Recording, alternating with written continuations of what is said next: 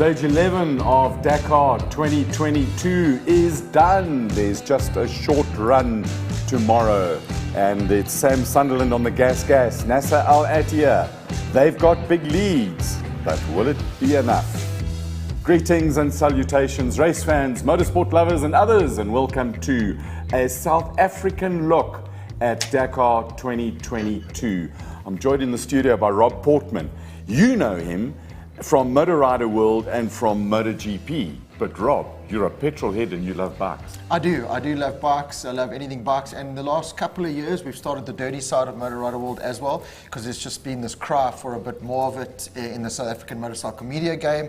So yeah, had to quickly brush up on my skills on the dirty side of two-wheeled racing. So yeah, I've been enjoying it, still learning at it, but yeah, with the help of Steffi and a whole bunch of other people in the industry, slowly but surely getting to know the names, the riders, and yeah, watching a little bit more of the Dakar, a little bit more than I've ever watched in my life, to be honest. I'm still learning. That's just because there's a couple of MotoGP guys there. Yeah, Thanks exactly. a lot for joining us. No, pleasure. And your proxy, you know who to send your questions, queries, comments, and insults to. Horn Dog. That's a bit harsh, gee. No, I was insulted the other day. I've got feelings as well. I've never noticed them, but yeah, that's all right. If you say so, I'll believe you. It's going to be busy today because we're nearly finished. And we've got our questions coming for the Spaniard prize and the Toyota giveaway. And there's one winner, one guy got it right.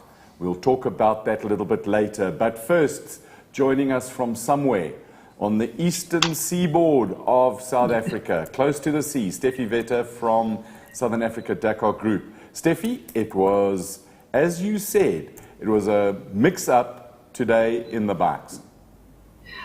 Colin, hi. Hello, Andrew. Rob, welcome. It's so nice to have you on board. What a fiery affair today. It was toe-to-toe, mano a mano. They battled it out on those dunes for the top step. Was it Volkner? Was it Benavides? Was it Beretta? It was Sam on the gas. I'm still in blue. I said it last night. I'm sticking with my Rossi and I'm supporting Yamaha all the way to the end. But Adrian, unfortunately, tumbled off the podium down into fourth. More of that later. It certainly was a little bit of a mix-up. In the cars, Audi going to do it again. I mean, the future of electrics is absolutely, I think, is quite exciting. Whether we like it or not, it's happening. Oh, and for you truckies out there, a Toyota hybrid Hino beat the Russians at their own game. So we're going to talk a little bit about that later. It was a race. It was a loop around Bisha. They had an 87 kilo liaison, 346, and I'm reading the wrong one. It is the right one. 346k, total of 501 kilometers. We told that there were some serious dunes and there was also some tracks. So, but we'll catch up on the overall. We've got a lovely thing from the cars and the explanation from Chris Visser on how to go up the... In Afrikaans. In Afrikaans. And we might even, I think, we have another Afrikaans interview. It is probably the shortest video clip that we will show.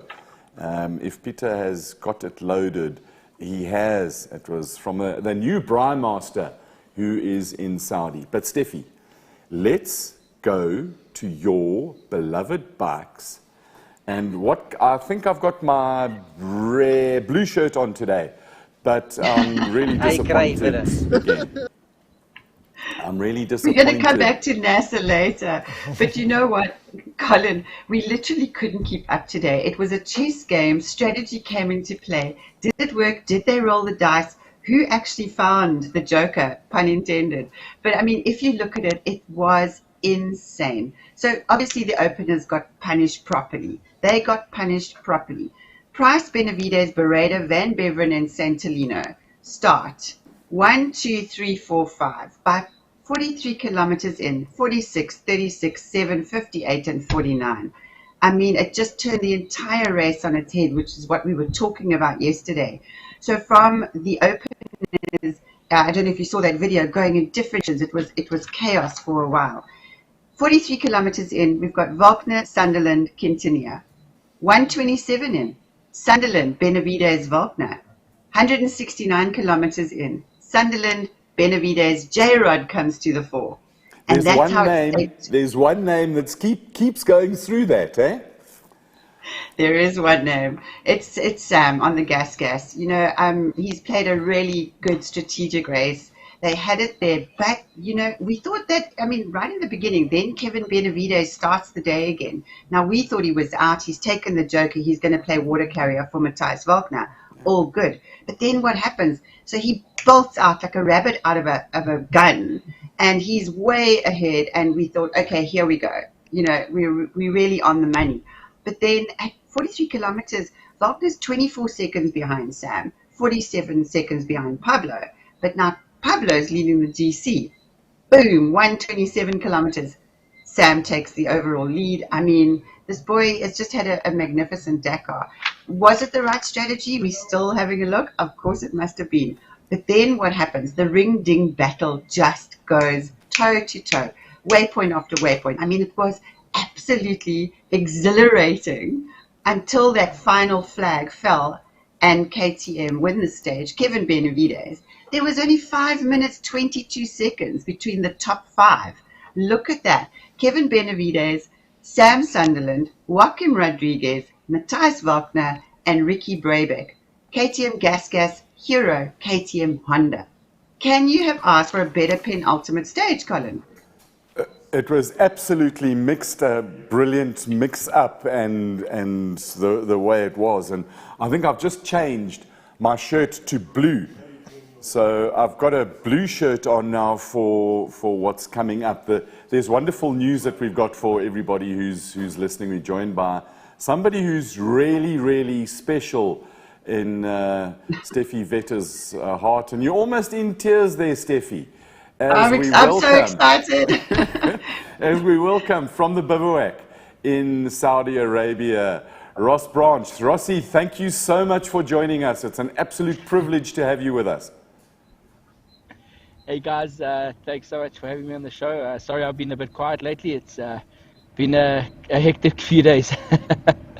I can imagine. Rossi, I can't stop smiling. Hello.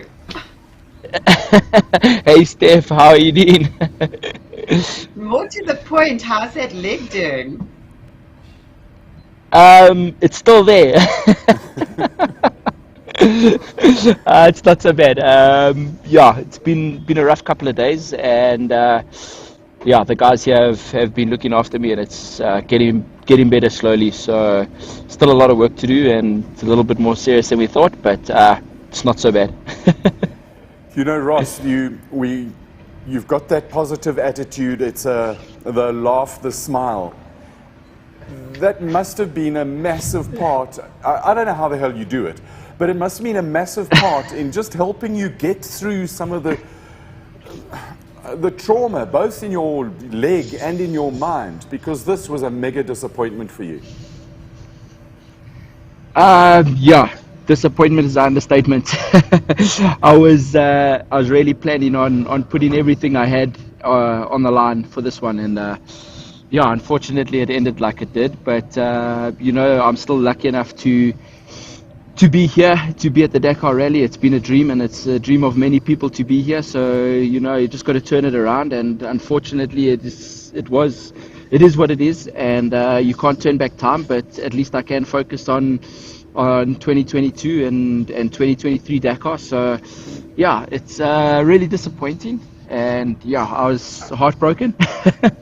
But it is what it is, you know. I think everyone's worked so hard, and I really wanted to go out on a high this one, but that's racing, I guess, and we just got to get back up and get back on the horse and just make sure we stay strong and stay fit and healthy. Ross, are you able to move around and walk reasonably sort of okay, or is it a real battle? I know that you're having your leg treated often during the day. Yeah, no, it's what happened was I've got a small crack on my hip, and then I've got bleeding in the muscle of my thigh.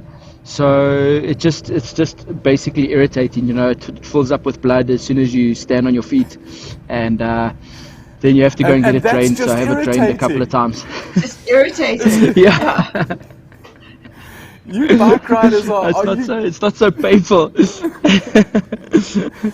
But yeah, it is a bit irritating, and yeah, Yamaha was really good. They got a little electric scooter, so at least I can move around a little bit. I think they saw the first day I was stuck in the camper, I wasn't really a happy guy, so they gave me the scooter to cruise around on, and yeah, at least I can go see everyone, interact with everyone, and see how everyone else's rally's going. And my teammates are still in it, and they're doing really well. So yeah, be here for the team, and yeah, missing everyone back home, and a huge thank you to everyone back home for the messages of support, and keeping marching up. So I really appreciate it. I don't think without the help of you guys and everyone back home, it would have been a different situation for sure. I think, Ross, we've got to turn that comment on its head. Without someone like you there giving us the thrills, the entertainment, the tension, the drama, it's been absolutely magnificent following this tribe of South Africans, as you all have a massive impact, both on the bikes and in the cars, on this Dakar. It's magnificent to see how you guys are doing. No, thank you. It's really incredible. This is the first year I've seen such a huge presence from Southern Africa, and it's incredible. We make like our own little city when we go to the dining hall, and it's so cool to just hear the accent.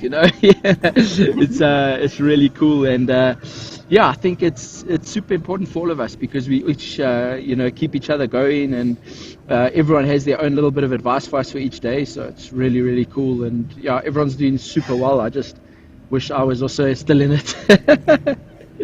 Rossi, I hope that you notice that I'm actually in Yamaha blue, because I stuck to my guns. I backed Yamaha, Adrian and Andrew. But I want to ask you a question that I'm sure a lot of people are asking. So we were absolutely shattered when we saw what damage you'd done to yourself. How on earth did you do the stage the next day? Talk us through it, just briefly, because it's incredible. I mean, we're in awe, and you're our champion, you know that. Thank you, Steph. It was probably one of the hardest stages I've ever ridden, to tell you the truth. It started off really well. I think the painkillers were in full effect in the morning, and I managed to stay in the top 10. But yeah, it was just I had to give it a go for myself, for the team, and for everyone back home. People that believe in me. I didn't want to give up, and I just said to the team didn't want me to ride straight off the Raceday, and I just asked them to please give me one chance, because I didn't want to go home with any regrets. I didn't want to be at home or on the plane on the way home and say I could have maybe have done the next stage, or I could have maybe not have done it, and at least I gave it a go, and I really wanted that. And also just for my self-confidence, it was probably one of the biggest crashes I've ever had, and I just wanted to make sure I could get on the back on the bike and still ride the speeds that we were going, and make sure that there was nothing else blocking my mind or fogging my mind. So I think that was one of the main reasons. I knew I was already out the race, and obviously that little bit of hope that they could have cancelled stage 6 completely was definitely in the back of my mind. Rossi, you know that you never leave anything on the table, ever. So as I said, from the love that came in for you onto just the Southern Africa Dakar group, and I know that Raceday was the same, was absolutely insane. And you know that we hold you in the highest esteem, and you really are such an inspiration. You're such an ambassador for Botswana and motorsport, and you know how much I love you, so I don't have to say it. We've got a proper fan girl there. Thank you, everybody. Rossi, help me understand. I can't thank you guys enough. Help me understand. I know a little bit about cars, but I know nothing about bikes. And Steffi keeps talking about these tactics. It's almost like you want to go fast on a bike, but not finish near the front. You want to lose as little time so that you can follow the other guy. What are these tactics and stuff that Sam Sunderland has done so well that it looks like he's in the pound seat? Yeah, there's a lot of strategy involved as well. It's not just racing, you know. So there's a couple of days that you know, especially with the information that the organizers give you.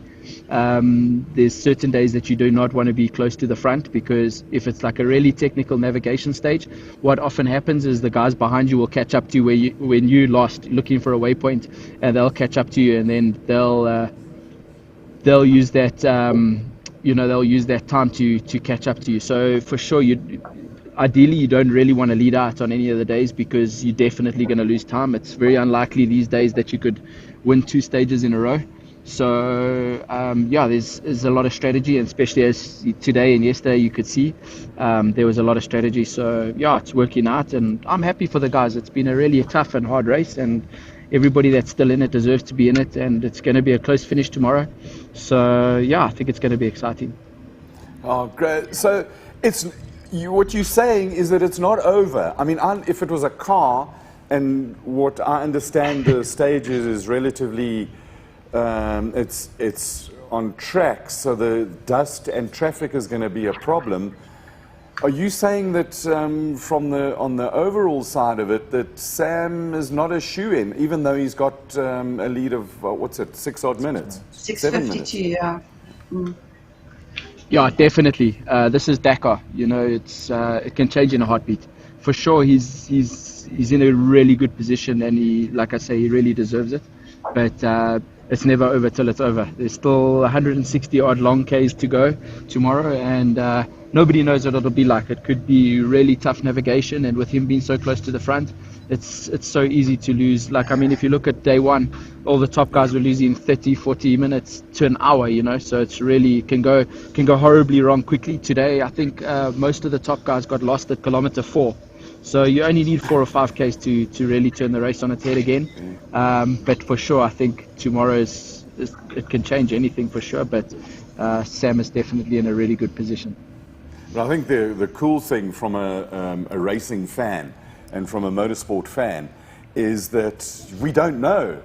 It's the beauty of any sporting event is you want to know the result must be in super doubt right until the end. And I look at this, and probably the one with the most outside chances, Joan Boreda, even Adrian van Beveren, 15 minutes. There's still a chance. Yeah, for sure. You know, it's a slight chance, but it is definitely a chance. So I think, strategically it's really difficult to get it right. And I think KTM played a good game, and they're in a really good position with both their riders. Honda, they've been fighting back from the beginning. So yeah, it's going to be a really interesting end. But like I say, I crashed at kilometer 2, so anything can happen. I'm definitely one that's not going to say that the race is over now. Ross, from your prognosis time to when are you going to get back on a bike? Tomorrow. Not the electric one. I mean, a proper. Not the Vespa, not the Botswana Vespa. I'm not too sure yet. We'll just take it as it comes. It's taking way longer than I thought already. So we'll just play it by ear. There's no rush. Second round of the World Championship is on the 5th of March. So as long as I'm ready by then, that'll be cool. Awesome. Rossi, I think from the whole of South Africa, we wish you the absolute speed in getting healed, and may your leg come back stronger, your head stay clear, and the speed be there. and massive respect and thank you from all of us at Raceday for what you've done to make our lives better through Dakar. And hats off for your attitude. Guys. Thank you, and thank you very much for talking to us tonight. No, it's my greatest pleasure. Sorry I haven't been on the show a bit sooner. It was a little bit of a difficult hurdle to get over these last couple of days. But thank you guys so much for all the support, and everyone back home for believing in me, and like I say, the well wishes and the messages of support are incredible, and I really appreciate it. And yeah, without everybody's support back home, I definitely wouldn't be able to be living my dream. and I am super grateful. And yeah, I can't thank you guys enough for having me on the show. And Steph, thank you for everything you do for all of us. Like I said, you're a star, and yeah, you're getting us home. So thank you for everything. Almost. Team Branch, I love you, and just get better soon, Rossi Ross. Go well, young Thank man. you guys, and thank you so much for having me. We'll Thank you. talk again. Cheers. Ciao, guys. Bye. Hey, Steffi, that has just made your day. She's blushing. Yeah, she is, hey? Blushing. My heart is just going doof doof. I've got so much love for that whole entire team. You know, Ross has got such an incredible support system around him. Amy, his dad, Kevin, you know, the Yamaha team, and he's just, like I say, he's just consistently the most positive person, regardless, and he just represents on every level. I couldn't be prouder of him. And it's not just South Africa, it's the whole of Southern Africa, and especially Botswana. I mean, he is just an ambassador on so many levels, and I adore that boy. But how's it, that attitude? Just the smile, the positiveness, you know his head is fixed, eh? Ross has always just been that. That has been Ross's highlight, you know, forever. Even when I spoke to him a couple of years ago after the disappointment of that Dakar, you know, he finds a way to just bring the positive side out of everything. I mean, to put on that brave face there, you know, he's eating inside. You know, he really is, you know, especially that, you know, he's in a factory team, his teammates doing well, was leading the stage or overall until now. You know, it's eating him inside because he knows, and the team knows, and we all know that this guy can win Dakar. And, you know, he trains, wakes up every day, like Steffi said, his family wakes up every day with a support system, and they think of one thing, and that is to win Dakar. And then when something like that happens, you know, I think what hurts even more in this kind of situation, you know, coming from a bike racing background, albeit the road track stuff, especially with Ross there, if it was 2Ks from the end, you know, it's you can kind of wrap your head around it, or if it's a different situation, but going out 2Ks in... and never mind, if it's 2Ks from the end and you pushing a little bit hard and over the other end of the envelope and you ditch it, that's one thing. But you arrive there at a place that there's no warning. It was the situation that's also eating him alive, because it's, like I said, it wasn't anything other than a fluke. I mean, you're driving along and the next thing... But see, that's why I told these guys, come do road racing with us. There's no navigation involved. You know exactly where you're going. There's no camels. There's no hills. There's no dunes. You know, it's easier. I don't know why you want to go lie in a desert in a truck. No, it's the adventure. Lichtenberg up in the northwest used to have like donkeys and stuff wandering around next to the racetrack, which was pretty cool. We know exactly where we're going. I know exactly where I'm going, and there's nothing going to come in my way. But at this time of year, this is the first motorsport event of the year. Very well thought out by ASO. And this consumes us. My only regret about Dakar at the moment is that I've got to work and I didn't follow the whole race. So when I last looked, before I was doing some pool stuff, and I was pool boy today, I actually really thought that it was going to be a Yamaha race. And I thought that Van Beveren was going to pull out a lead and be in the same position as Sam Sunderland is today. But it wasn't to be. That's Stefan. No, you know what, Colin, it was just not to be. I mean, those openers, like I said, they got smashed straight. The guys lost 40, 50 positions in that first 43 kilometers. And we never thought for a second that Beretta Boort would end up so far down the stage results. I mean, he ended in 21st position because, like I say, he was like a bat out of that starting gate in the beginning. But then what actually happened? So we we touched on it lightly earlier.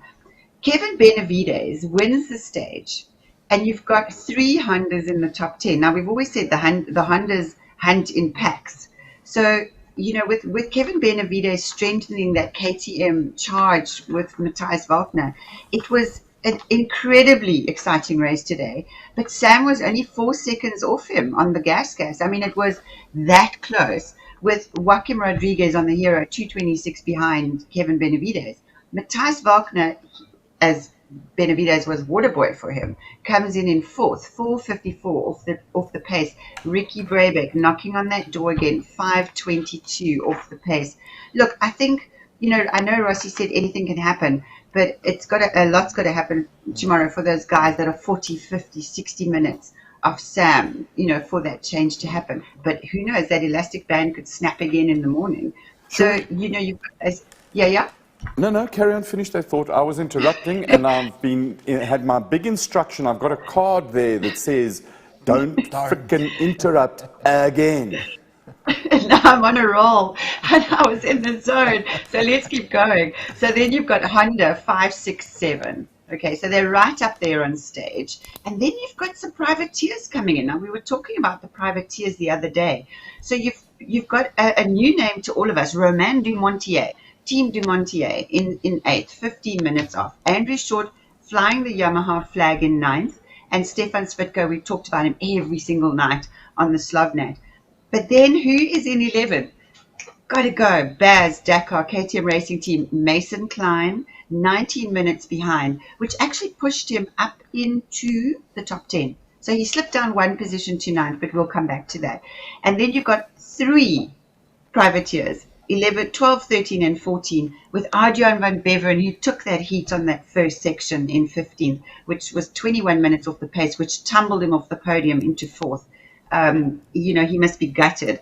And then, Rob, we need to talk about this. Danilo Petrucci in 17th position. What can you tell us about Danilo? He ended up in 90th overall.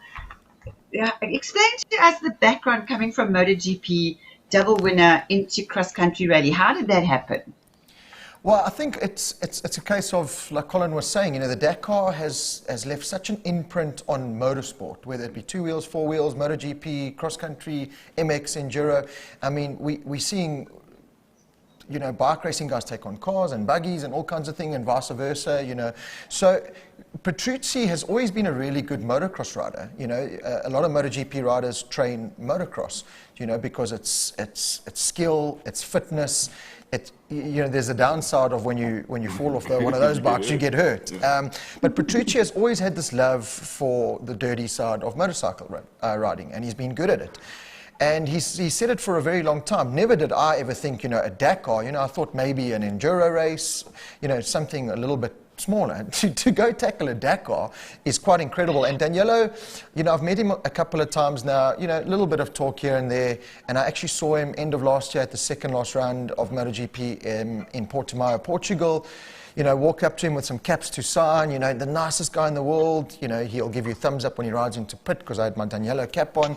Just a big fan of the guy because he feels like one of us, he was one of the guys that came, he didn't come through that, you are bred in Spain or Italy to be this next Rossi or Marquez.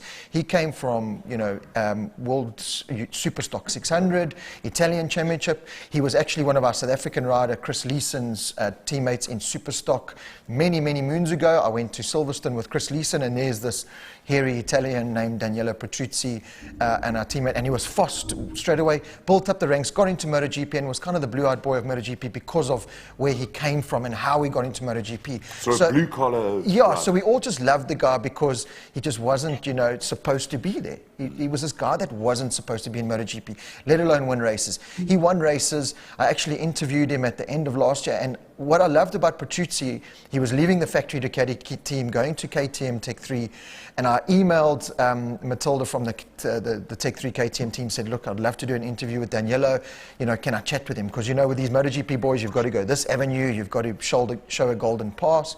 And with Matilda, she was like, oh, Danilo loves to sort his own interviews out, he has his email address. Email Danilo, and you think, and it was like Danilo 90-something at Yahoo, and you're like, the guy's got a Yahoo email address. So anyway, you email him thinking, whatever, my thing's going to go into spam, you're never going to hear from the guy. True as nuts. 2 days later, ciao, Robert, sorry for the late reply. I've been very busy, so sorry. We can do this time. Awesome, do this time. Then you think, okay, now, don't advertise it yet because these guys also at the last minute tend to, let you down. Drew's good. 5 minutes before we go live, he comes and he says, ciao, Robert, I'm running a little bit late, but I'm so sorry, but I'll be there. 1 minute before we go live, he comes on, ciao, Robert, I'm so sorry, very broken English. but just this nice guy. And we had this interview, and it was fantastic. And all Motor Rider World fans have begged me to have him on ever since then. And I'm hoping I'm going to send an email. He's going to get it again after this, and we can have a chat to him. And he's taken on Dakar. And I think with that interview that you saw, we all saw, the world. The one where he was so emotional. And I think the emotion side of it is, this guy's won 2 MotoGP races, and he got emotional there.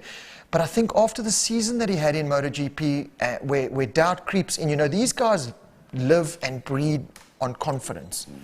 So when he's had a season that he did in MotoGP, you kind of sit there and go, oh, geez, am I really a good bike rider? He had probably done the Dakar deal by then. It didn't just happen last minute. And he probably thought, should I be doing this? Am I going to look like an idiot there? And then to come out and do what he did, I was so happy for him. And it just showed in that interview, he's put his heart on the line, and it showed what a talent he is. To go do that from MotoGP, I mean, he's the only MotoGP rider to ever win a MotoGP and Dakar. And it couldn't have happened to the nicest guy, but having said that, before and after that, Dakar has shown its colours to just how tough it is, because again, like you said, today finishing where he did in 17th or whatever, and overall 90th, and actually not being a finisher, because he's actually not going to finish because of things that happened. But it just shows you that the Dakar, no matter how good you are as a rider, first of all, can throw spanner in the works, like Ross touched upon. You think, cool, this is going to be an easy breeze for Sam tomorrow. And it, on paper, is an easy breeze. We spoke about it before we came on air. It's Dakar. 100 meters in, something could happen. Those 2 words, it's Dakar, sums up so much of it's Dakar.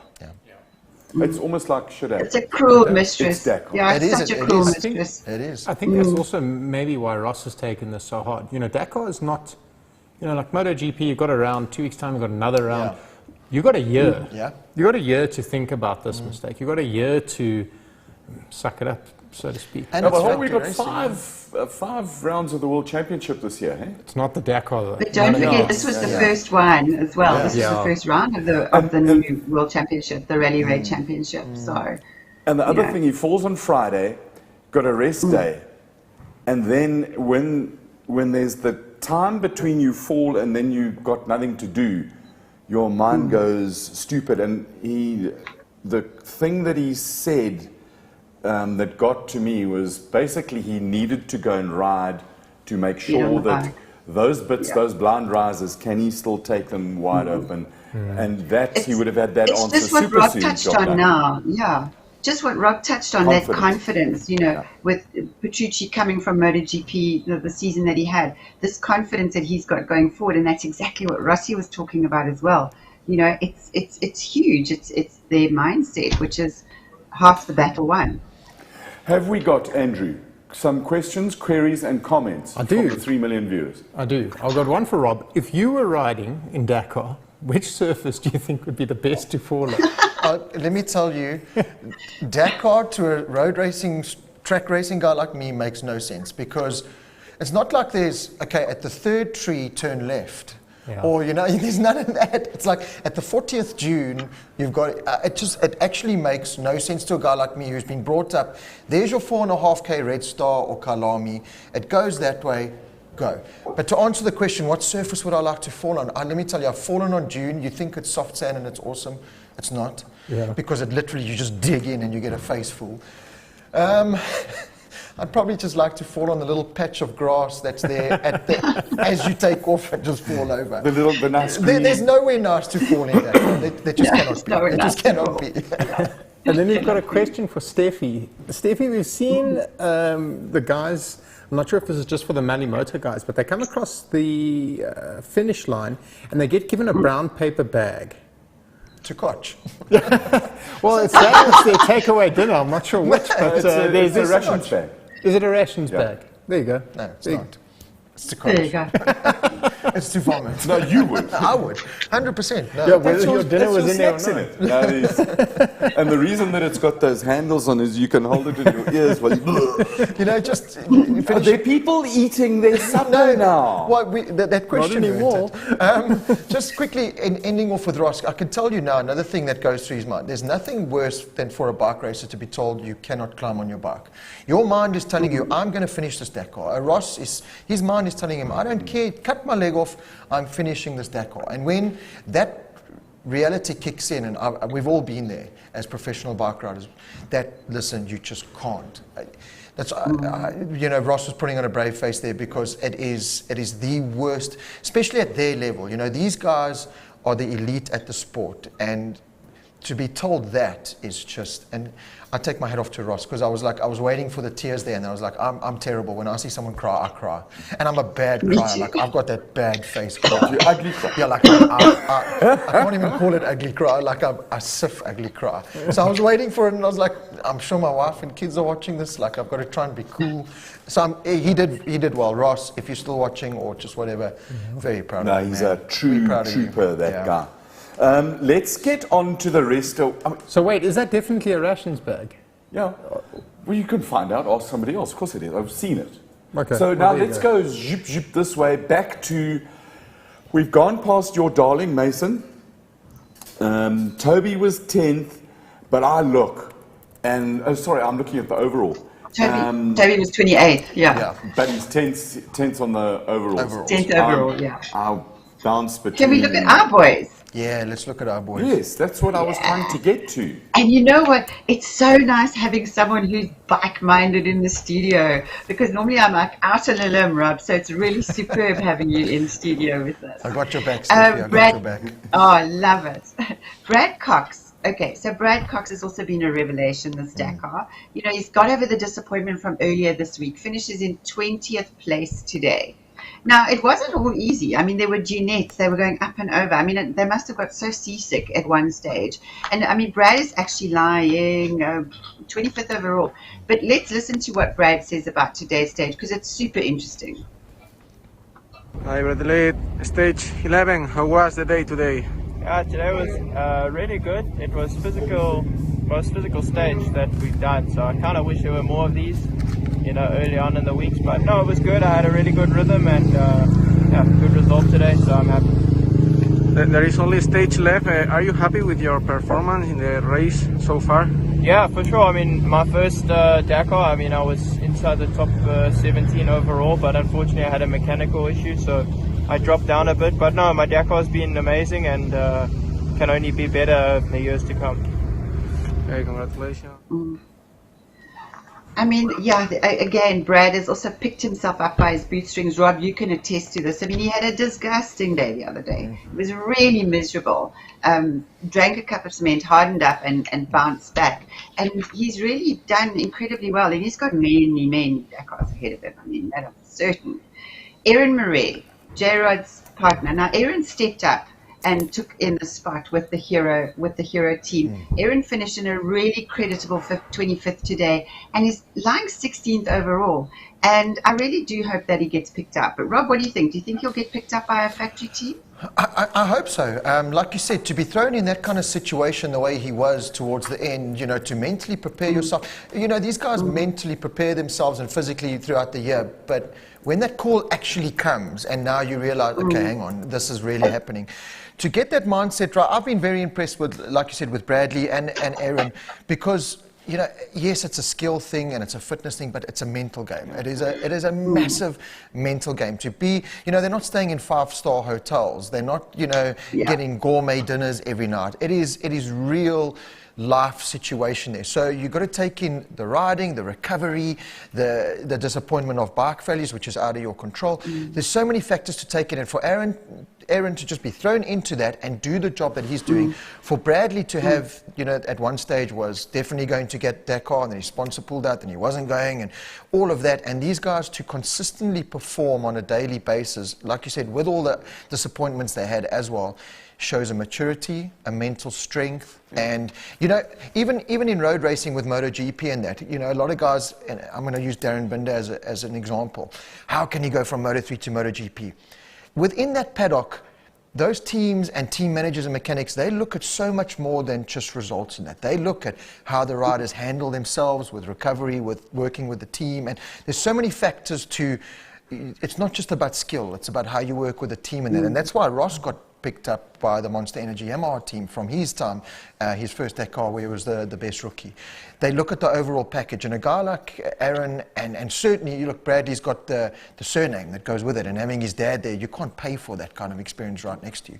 So that's helped. But if these guys don't get picked up for the job that they're doing, and I like it because they haven't tried to go balls to the wall and try and, the worst thing that they could have done is, I'm going to win Dakar.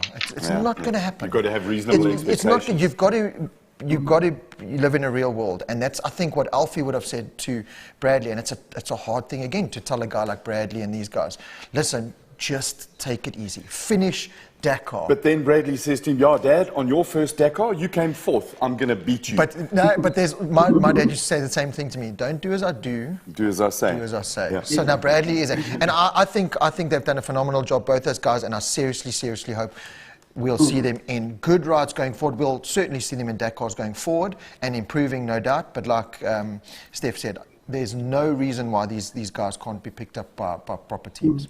For all you four-wheel fans, yes, we're getting there, but the bikes were fascinating today. We've also got a surprise interview at 8 o'clock our time, 9 o'clock Saudi time, so we've got to try and squish cars in quickly. Steffi, shall we get to the overall highlights of where things stand and try and throw forward into tomorrow? Let's quickly just wrap up the bikes because I know you've got to move on to cars as well, Colin. So let's talk about our original bimotors. Charon 40th, JK 50th, Stu Wagner and Paolo. Paolo, unfortunately, we here might not have finished the stage. But Charon's lying 4th overall, JK's lying 7th original bimotor, Stuart in 13th and Wagner in 22nd. Brad's going to have to be very happy with 2nd place in the rookies. He's far too far off. It's 2 hours and something calendar years. So Mason will definitely take that. And in the overall, you've got Gas, Honda, KTM, Sam, Pablo, Matthias Wagner, and then you've got Adrian van Beveren 4th and Johan Barreda in 5th. And that is where we're going to leave it for tonight. But let's listen to Stuart if we've got time. Fritz, do we have time to take a listen to Stuart? Of course, we've heard from Stuart just about every night. He's a loyal reader, viewer, and if we don't go nuts, he will go nuts. Quick question before we go that. How old was Alfie on his first Dakar? Steffi, do you know? I actually don't know. Andrew, I'll be honest, throw it out to the viewers. Yeah, absolutely. But Alfie's been like 25 for the last 100 years. Yeah. Like, just hasn't I was going to say it's like 20. Yeah. Right, let's talk to our nut man. Hello, stage number 11 down. How was today? Yeah, it was really tough. Probably the toughest stage of the rally. So I think I rode for close to 7 hours. So the dunes were really soft, and probably the biggest one of the whole day. I got stuck at the top. So my front wheel went over, my back wheel was stuck. So I wasted about 5 minutes digging my bike out, and a lot of energy to get my bike out. But yeah, it's good to be done. I think tomorrow is going to be a lot shorter. There's talk of maybe cutting the stage, but today was a tough one to get done. And yeah, hopefully we've got the finish there with the fat ladies almost ready to start singing. So that stage at the moment, where we are right now, even as the informations get changed, the stage is not cut. They're going to carry on just as per the plan. The starting order will still be the finishing order of the day before. They've got a 230 liaison, 164 Ks of tracks of WRC type style. There's going to be dust, there's going to be traffic. I don't think they say the navigation is going to be tricky. I hope they don't try and screw it up and mix it up too much. And then after 164 Ks of racing, you're going to go drive another 281 Ks to the bivouac. Do we say Sam has got it, or does Van Beveren, or is it Walkner? Is it a KTM gas Honda shootout? With the outsider. Let's wait until tomorrow. I tell you what, let's wait until tomorrow. It's, you know, the dunes are behind them. They've got sandy tracks going in. They're going to finish on the Jeddah Corniche. It's going to be such a spectacular day, and I can't wait. Awesome stuff. Can we do cars now, please? Yes, but this has been the only night that I've been able to do bikes. No, it's been fascinating. I think just the level of info. I love having people who know more than I do sitting here, because I just learn stuff every day. It makes me very happy. Questions on bikes, comments on bikes. Alfie was 35 in his first Dakar. 35? Jeez. 35. He was born in 63 and he did his first one in 98. Is he 63 now? No, 1963. He's 25. No, I don't know. I told you. He was born in 1963. That's incredible. Oh, that makes Alfie 59. That's incredible. Correct. Bloody kids. All right, Steffi, absolutely. Let's just go straight into, before we go to there, we've got an auction page. We spoke about Rob Howie's overall from 5th position 2016 that we are auctioning, and the idea with this is that the money goes to charity. So the charity we've chosen is Kindness Like Confetti. It's NPO. One of our crew members has had a lot of work to do with them before. They cool people, they do good stuff, and so we decided to support them. So Rob Howie, you're a scholar and a gentleman, and thank you very much for donating what you say has no further use to you. We know that these trinkets evoke many memories of you and Lucio Alvarez and in your last Dakar. So, but there will be another post for that, and you can go and do that. Right, cars at last. Audi, Toyota, Audi. How do the camels hear that electric car coming? It whines. Oh.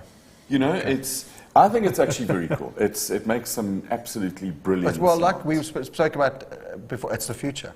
Yeah. And Audi are very clever doing it now, because that is where it's going. So they've just got a big heads up on everyone else. Yeah. I'm actually surprised no one else has done it. The little I know about the cars, but when I saw that, I thought, okay, well done Audi, because and with the drivers that they've got, geez, they're gonna be hard to beat in the years to come because of the head start they've got. And the history that they've got at Le Mans and the World Sports Car Championship with the Endurance Championship. So we've got to get the terminology right, because otherwise FIA gets No. And so they've taken that. It's and they've just signed Rossi. Yes. They've just signed a Valentino Rossi. In fact, Valentino Rossi has joined Kelvin van der Linde in the WRT. Big news team. today. I think it's absolutely magic. So there's another MotoGP guy, the legend, the greatest ever in the history of the world of bicycle riding. Do you think that Giacomo Agostini could have... Yeah. No, we're not talking about that, we're going cars. Yeah, it's eras. Okay, so there, Rossi goes into cars, which I think is... Well, you know, we're talking about the cars, and there are the bike side. We've got Carlos Checa in a car, and we've got Joan Dos Course, who was a World Supersport, World Superbike rider, 2009, I think, big accident on his Kawasaki World Superbike, paralyzed, and this year raised the funds, and there he is at Dakar. So like we said, the Dakar is this massive imprint on motorsport in general that everyone wants to do, 2 or 4 wheels. It's absolutely magic. So the story of the race is, I suppose, it was to be expected. Toyota Gazoo Racing are now trying to protect NASA. The good news is that NASA got his 5-minute seatbelt penalty, NASA and Matthew. Got this 5-minute seatbelt penalty taken back. I'm not sure what's in the replacement. It's probably many euros. But anyway, so his lead has been extended. So the news or the decision was made by Glyn to, because Henk had a better starting position, send Henk out and ask him to wait for NASA. So let's just see this little picture. So Henk goes out, he stops, and they get out of the car and they wait for NASA. And then something happens. So, Peter, please.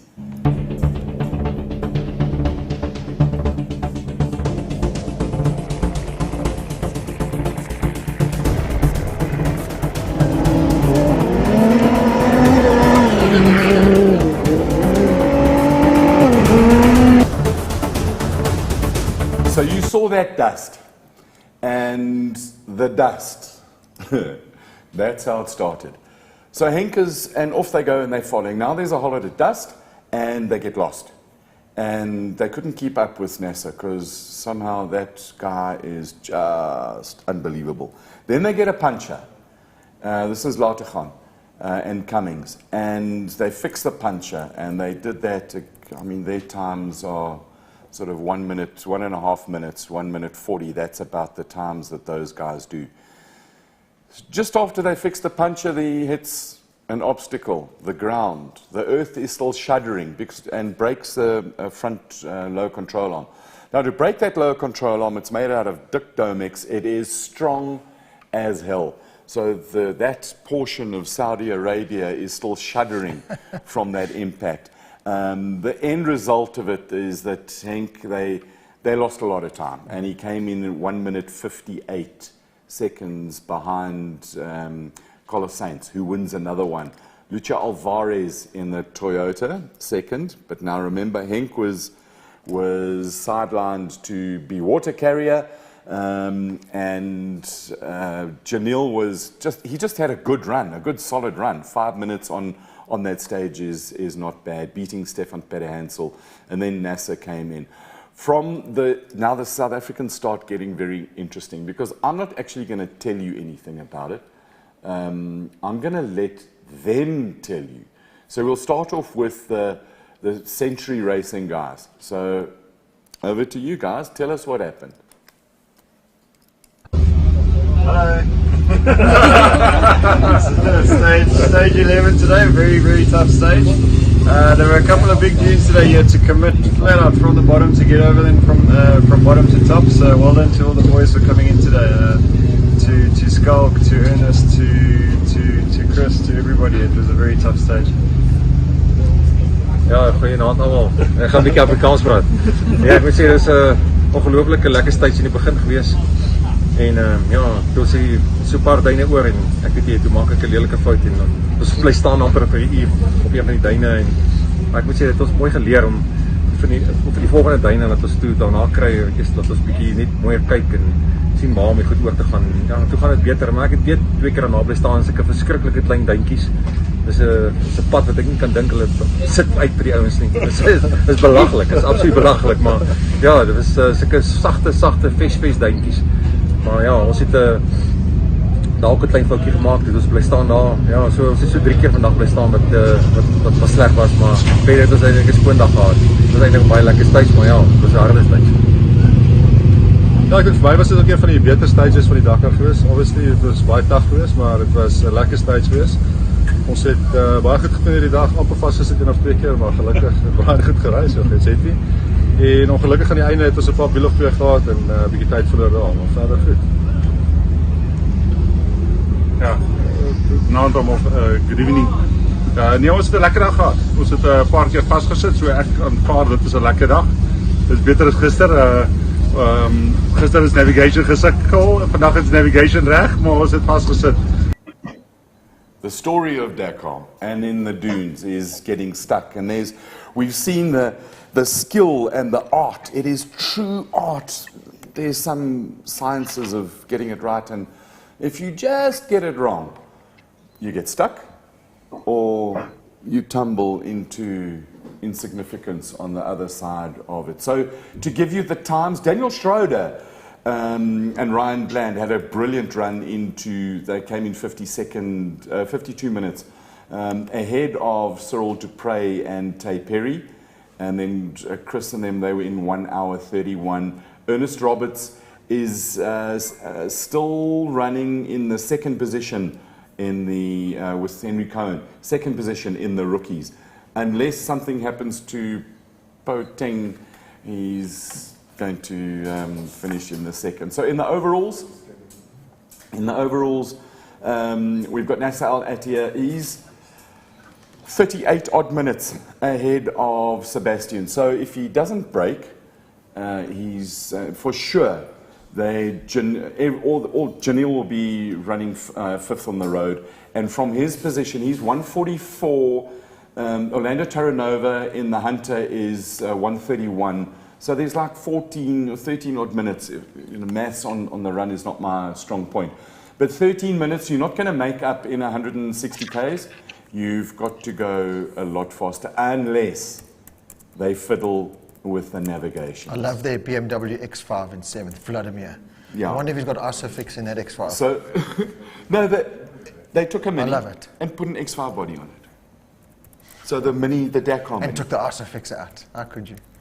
That's interesting. I mean, yeah, sure. I mean, that's the trim and things, because in order to get the Mini, they were X3s, and then they made them Minis, because BMW Germans decided this is how we... Why would you not just take a Mini? Because maybe BMW wants to make a comeback. And he's running with a Mini. No, with a BMW. So just in that list, just listen to this. In the overalls, Toyota, ProDrive, Toyota. ProDrive. Who would have thought there would have been two ProDrive hunters up there in the overall? That is quite spectacular. Then, so Janelle is in 5th. Then a Mini, and listen to this. 8th position, Matthew Serradori. In 8th in a Century CR6. It is absolutely a stunning, magnificent performance. And I know we know motorsport isn't full of ifs, ands, and buts, but if you could take some of the kind of natural disaster things that are out of a couple of controls, there would be a lot more Centuries up in the top. And we are going to talk to Julian Hardy shortly when we just go finish with the results. Julian is... Well, we'll let him explain exactly what. He's the main man, the head honcho, the technical guru of this whole Century team. And I think there's another significant picture there that you've got, Peter. I think it's called Century Teams. We've raced far. They've raced far. They've driven far. They've hit many things. And these are the 5 Century racing crews, including our KingPriceXtreme guys, and including Chris Visser, who's the late replacement in there. And the other guys are the Brazilian team. These are the crews that are run by Century Racing South Africa. And all 5 cars are running, which I love the way Ernest Roberts is standing on his high chair. So that I love our Skulks like ready to manhandle all of them. Yeah, I mean the size. Yes. Leonard is the biggest unit out of all of them. He's waiting for a scrum there. And yeah, so I think that is a magnificent achievement. It is. It is. Let's not take nothing away out of it. And when I took my clip of the results, which was sometime earlier, I have Skulk Burger in 50th position, which, in my mind, for him and Henk Janssen van Vuren, it is a massive achievement. He's 50 years old, and he's in 50th position. The results they sort of move a little bit, they're a little bit fluid as things go, but this is my screen grab. It's mine. It will come back to us very shortly. So that's the story of the cars. Now, is there a lot of moving? Can there be some moving? I moved up and down the right-hand side of the results, and I don't know. There's 30 seconds between Yazid and Orlando Terranova, and Orlando Terranova's in the Hunter. Does he want to actually have a full-on go against Yazid? And then you've got Janil, who's a little bit behind. So that might be a very interesting dice, that kind of, there's a minute in it, provided all things, but to make a minute up on 160 kilometers, I had a spreadsheet over. The mathematicians can tell us how much faster you've got to go, but it's significant. And in a relatively closed course, it's going to be... And how much do you want to risk well, that's a potential podium finish as well? You know, how much? Steffi, I believe you have to go to radio because you've got to inform the world. I was hoping you could stay so that we could talk to Julian from your Century guys, but they're just having a bit of an issue at the moment with passport control in the heavens with the electrons. Thank you, Steffi, so much.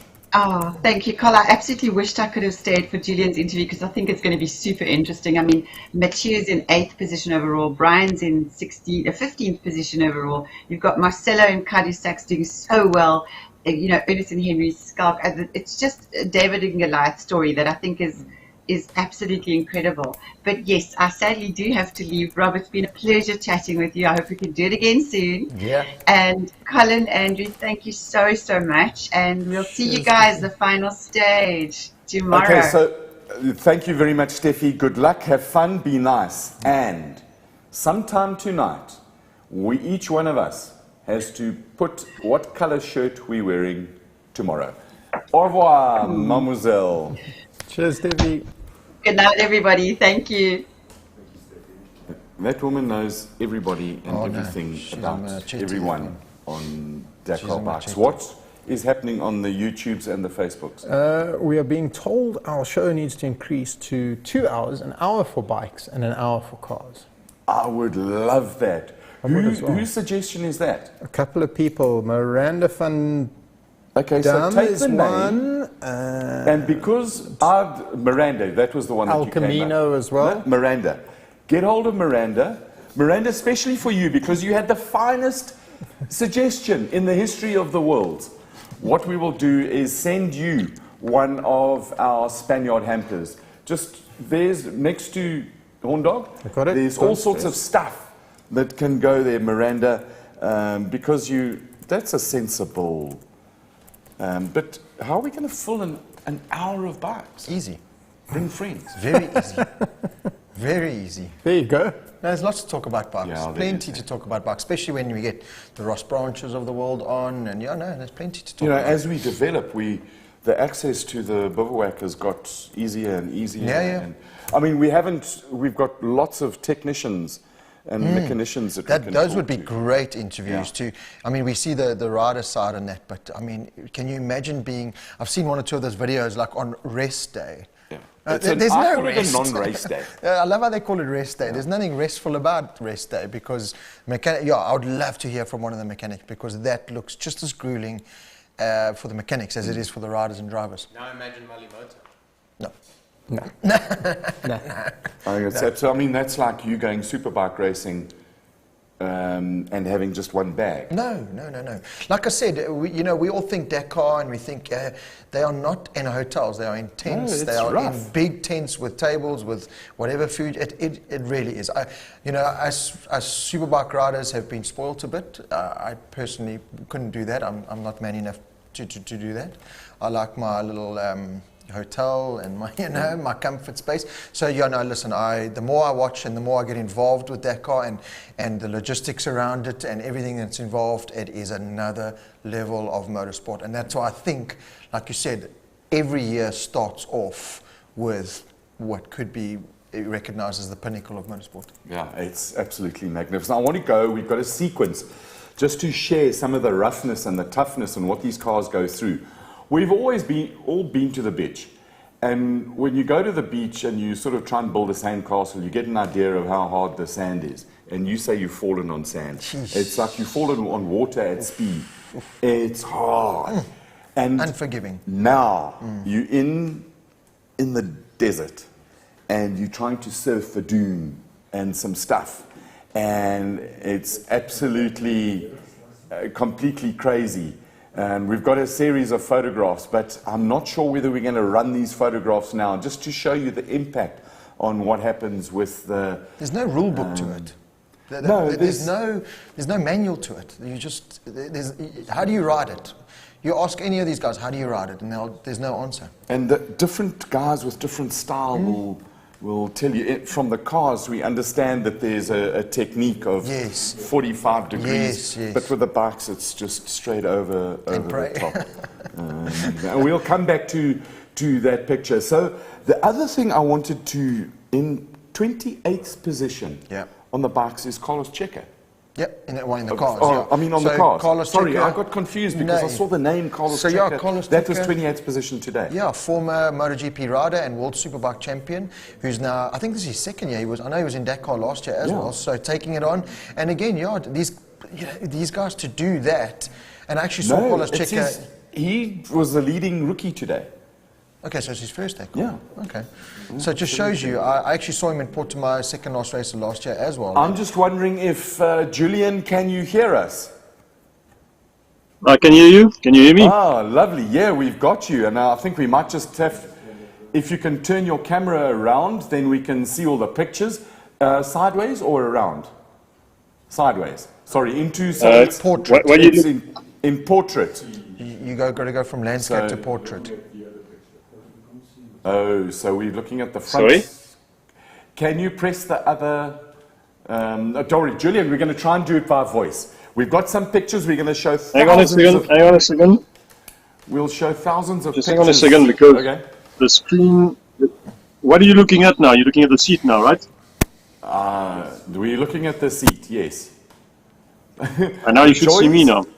The joys of thumbs we up. can There see. we go. Julian, thank you very much for joining us, and congratulations on so far. You've brought your 5 cars. 9 of the 10 centuries are still in it. I think that's a magnificent achievement. Well done. Thank you. Yeah, 8 cars out of 10. We unfortunately had 2 retirements, but not really due to directly car problems. The cars are still running, but one guy injured his back and the other one lost his cool, let's call it that way, and decided to stop racing. So, but yeah, the other 8 are still going strong. And you've run out of bits of body work. I think you've had 5 cars roll already. The wings, you've run out of rear wings. It's been a very eventful and a busy race for you. You've got to be so glad you've got the level of service trucks that you've got. Yeah, in total it's been 6 rolls now. We have had another one today, so yeah, it keeps rolling, but yeah, they still keep going. Yeah, I mean, all the main parts, we still got quite a few in hand, so it not as bad as last year. We were running. We're sailing very close to the wind. All the critical bits we still have. We still have gearboxes. We still have all the suspension absorbers and so on. We've used our spare engine with Skulk, but so far the engines have been good. Other issues to report. In fact, now we're busy supplying parts to Mathieu. His car is going to leave straight from here and go to Abu Dhabi for the second round of the World Championship. So we're busy helping him with parts as we speak. Yeah, no, it's been pretty good. We've been much better prepared than last year, although we got double the amount of cars. It's been quite a good job from the team. I'm actually quite amazed. Every time we look for a part, it's there in the truck.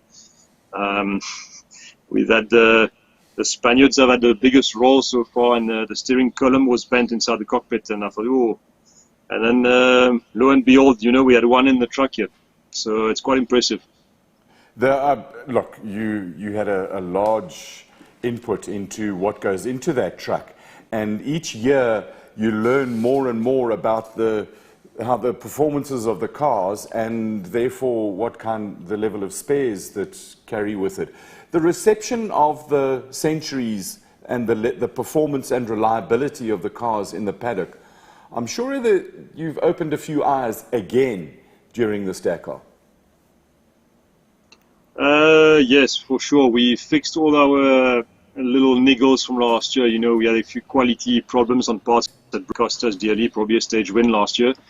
To give you an idea, Mathieu and Loic, his navigator and the SRT team, they haven't climbed out of the car once since the start in Jeddah. Meaning, not even a puncture, not a mechanical issues. They had never opened the door to get out of the car in the stage so far. And I'm pretty sure they're probably about the only competitor in the field to have done that. I think that's absolutely, it's almost unbelievable, particularly when you see where they're lying in the overall position. I mean, 8th overall is phenomenal. Yeah, we were very disappointed because for 2 reasons. We expected to be quicker in relative pace compared to the other cars. We had done our numbers, but things turned out very differently. A bit of a disappointment, to be honest. From the second stage, we realized what we were up against. And then there was a big mishap with the navigation on stage 1 where Mathieu, Brian, all our top guys, before the race even started, they had already been dropped an hour, 40 minutes, 2 hours. If you had the 15 minutes penalty for missing the waypoint. We tried very hard to ask the organizers to do the right thing and cancel that part of the stage because we do believe there was a major issue there. You can't have all the top bikers and all the top navigators in the world getting lost, and we do believe that was it was a little bit off the mark from them, not to do the right thing. But this is unfortunately the FIA being involved now. Things are so rigid. There's no more common sense. Very sad. So we had to switch focus on other things, show the reliability of the car and try to climb back up the ranking. It's using feet from mature to be 8th overall now. I never expected that. When we were 32nd or something at a stage at the beginning of the race. Yeah. He's had two minor issues with the car, but doesn't even require him to get out of the car. We had an overheating problem. We still don't understand what happened, but the radiator is blocked, and we've never seen it before on both their cars. So it seems like one of the products they used reacted or something, and it blocked half of the radiator or a part of the radiator for cooling. So he had one stage where he couldn't push. He lost a bit of time, but beside that, it's been pretty exceptional. But his team is also doing a phenomenal job. It's not just the car or just the driver, it's everything combined. The navigator has been fantastic. He helps Mathieu pick the lines in the dunes. He also look at where to go in the terrain because he's a biker. It's a cool, calm, collected. There's a nice physio looking after Mathieu that, he's like almost like a life coach. He talks to him and tells him when to rest, when to eat, when to do what. Just to help him a little bit on the mental side, and it's all paying off in a very nice way. And your team of technicians, the guys working on the car, there's a lovely spirit and spirit and a family joy of being at Dakar. And am I right, Reed? What are you looking for? Yeah, absolutely. The camaraderie. Thank you, Julian. Your English is a lot better than my French.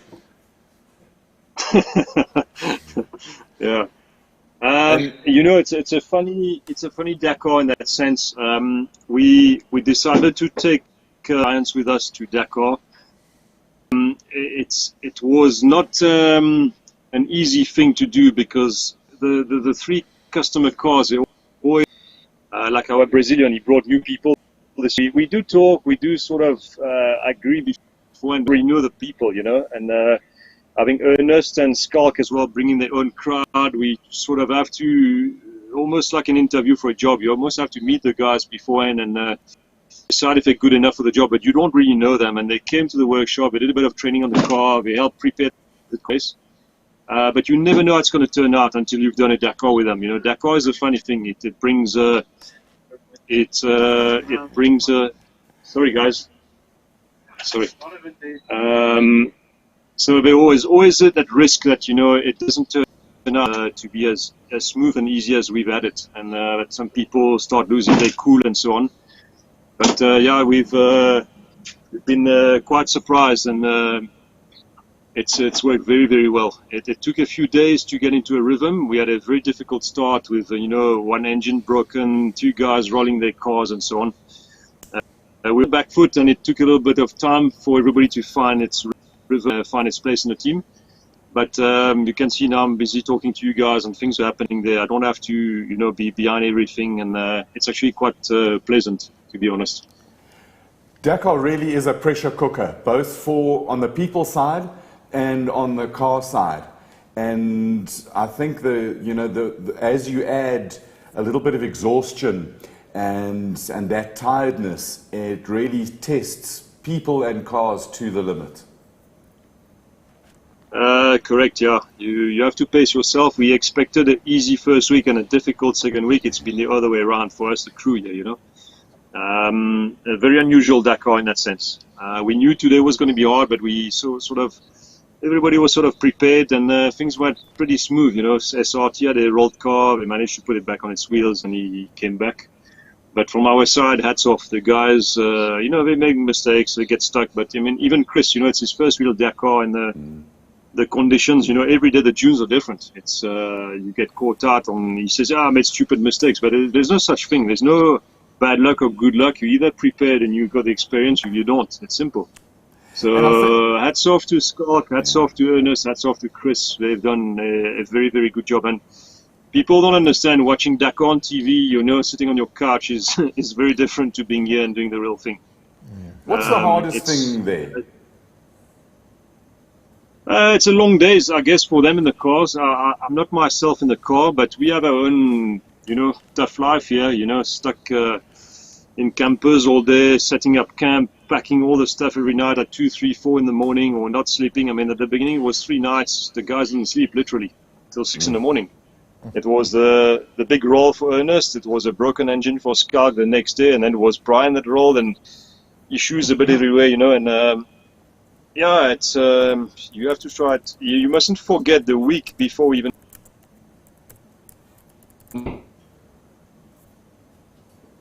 Oh, it's that passport control in the sky. A humongous task here, you know.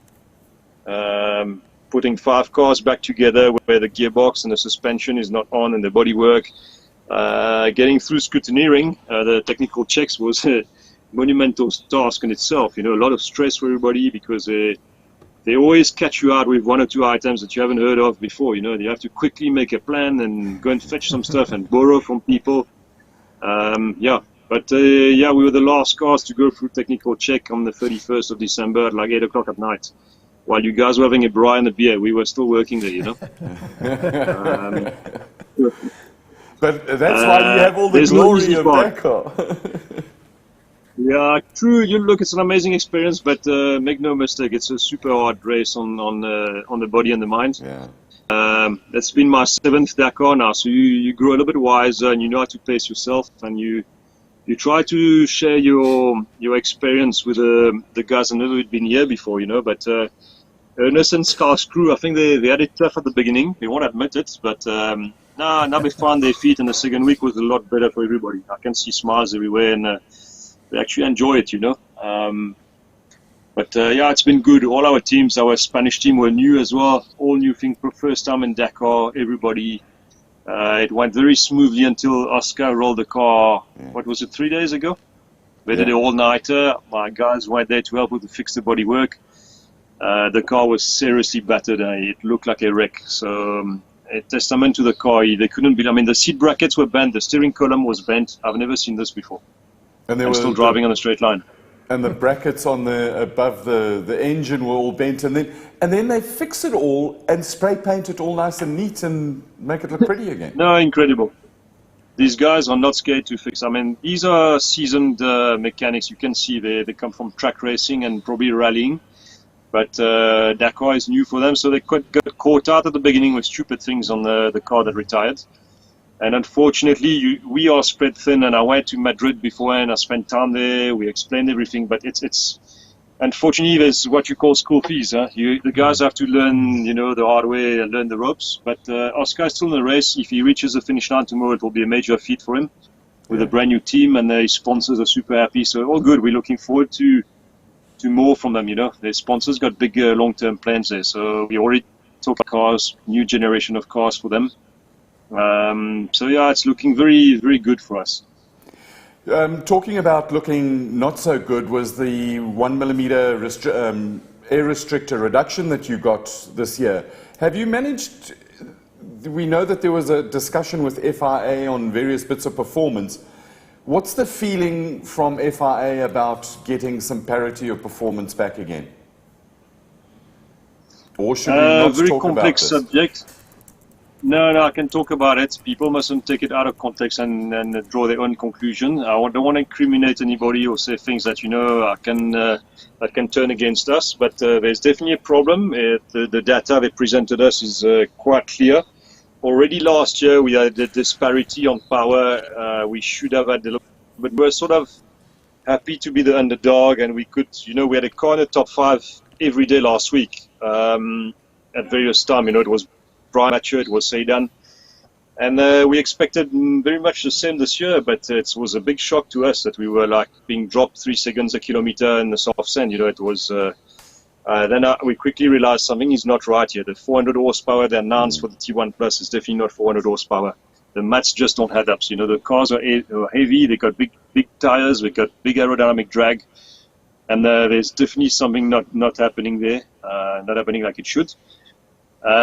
So the discussion is ongoing today. Right opposite me in the seat here was one of the FIA guys. So we're trying to look at possibilities. The problem with the FIA, it's super rigid. You know, they got so many procedures. It's like trying to make this union, you know, take a decision on a small little nuclear reactor. You know, it takes a serious amount of bureaucracy. You know, So the first answer they gave us is they can't do anything until 1st of January 2023, but there's a whole year of racing to still go through, you know. So I'm like, guys, we need to find a solution.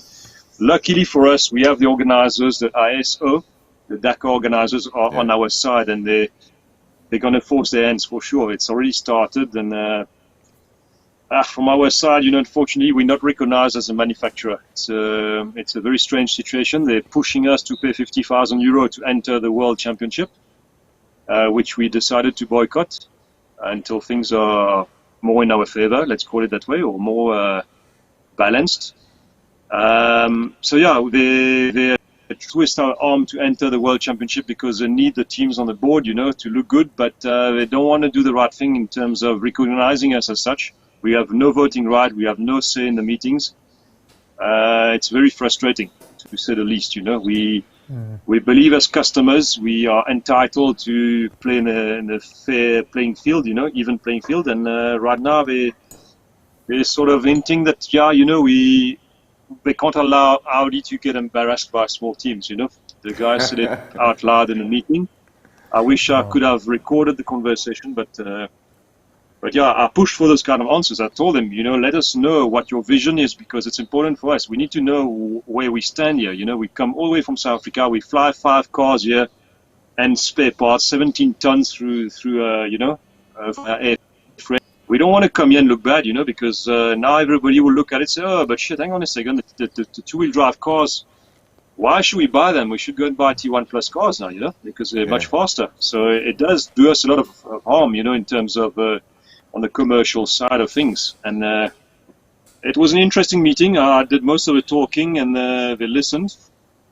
And I think they get our point, you know, that you can't arrive at Wimbledon, you know, and all of a sudden some people got bigger rackets than others, you know. Yeah, and it's going to be an ongoing negotiation, and the other teams, I would imagine, be lobbying against making a change. So as much as you are lobbying for a change, you have somebody lobbying against a change, and then, yeah, it's a tough life. Correct. You spot on. Everybody's going to lobby and pull the rug in his corner. So it's almost a pointless discussion to go and talk to other big teams now. They're not here to help us. Luckily for us, we all team up. Correct. They're quite desperate to win. From what we've seen in this race, I think there's tension at the top, and this is not how we want to go racing. You know, we want a fair fight. We're not asking for technical advantage. Quite the contrary. We were happy to be a little bit underpowered compared to everybody else last year, you know. But for me personally, I like a fair fight, or, you know, punch a little bit above your weight. Even is more satisfying when you do win, you know. Yeah, Julian, I'd like to move from that fight, because it's an ongoing thing. The tyre sizes, the car was originally designed, I'm told that it was originally 37 tyres front and back. In your developments, you put the 35s on the front, and you've been trying 35s on the back as well. What sort of changes does it make by running the smaller overall diameter and narrower tyre at the back in the stages? Okay, so interesting discussion. I've always been an advocate of small tyres because it makes the car more nimble, you know, but over the years, Robbie Gordon arrived with 37-inch tyres in Dakar, and everybody thought that was the answer, you know. I seriously believe that, again, you know, there's a price to pay. Yes, you got a bigger footprint. Maybe it's better in the dunes. Maybe it's better in the rocks. But you got a bigger sidewall, which I think for me causes more flex or cornering. You know, Brian is probably the better guy to answer it, but he's still also discovering, because he's played with both tires now and he believes he's able to run 35s. I pushed Mathieu to test them in Morocco. He reluctantly put it in the front of his car, but then he said, nah, the car is shaking in the rocks. He's not keen on it. And then I told him, please, you know, we are giving you a chassis free of charge, a 2021 chassis, but you need to run the car as per our specification. It's part of a deal. Yeah. But so I told him, please order your 35-inch tires, but he sort of ignored my request, you know. And then we got here, At the shakedown, I sort of forced his hand a little bit, put the 35 on, please, try the 35 in the front of the car, it's more nimble. So he sort of tried it, he was half convinced, and then as the race progressed, he said, oh, wow, we got a power deficit, let's try the 35 again. Then he loved the 35 in the front. And then when we went to Namibia a few months ago, I asked Brian to please do me some comparative times. Run 37 all round, 35, 37, and 35 all round. Give me the lap times. I couldn't unfortunately be there myself. So the lap times were very close. 35 all round was marginally quicker. But there's still that preconceived idea that you need big tires in the sand and in the dunes. But what happened during the race is Marcelo were running 35 and 37. He had a 35 spare and a 37 spare. He had 2 rear punctures. He ended up with 335 and 137. And because of a rear diff, we had told him, do not run 2 different sizes on the back. You're going to cook the diff. So he ended up putting 2 35-inch on the rear, 137, 135, and he came back. He's like, guys, the car is alive. It's got so much more power, and it's so much better in the dunes. I'm running 35 tomorrow. So off he went with his 35. He came back, all smile. He says, much better, much quicker. It jumps over the dunes. It accelerates faster. So I think it was a day later that Mathieu decided, hey, I've got nothing to lose. Let me try it. And he put the 35 all around and he came back. He says, amazing. So the trend, they looked at the content of dunes and sand every day in the stage and decided which rear tires to use. So it's a quick change. You just drop or raise the rear spring a little bit. It's all you have to do. Yeah. We only had 30 of 35-inch tires, so we started running out. We had to borrow a couple from MD Rally. And now, I don't know, Mathieu he ran 35 again today, went pretty well, super happy with the car. And now Brian went back on 37. He says, look, there's potential. We need to maybe set up the car better for the 35-inch. Obviously, you've got a different flex on the sidewall, and we need to maybe relook at the tire pressures we run with the 35. In terms of punctures, I'm not convinced. I think a small tire in some instances will be as good, if not better. The width, you mentioned the width, the same width, 12.5-inch, both tires, they're almost identical. Okay. The only thing that changes is the diameter. The construction is the same, the rubber is the same. And to understand it better, so much the static weight of a tire, which is only 2 kilogram difference. But the problem is that 2 kilograms sits on the periphery of the tire, on the outer piece of the tire or outer ring of the tire.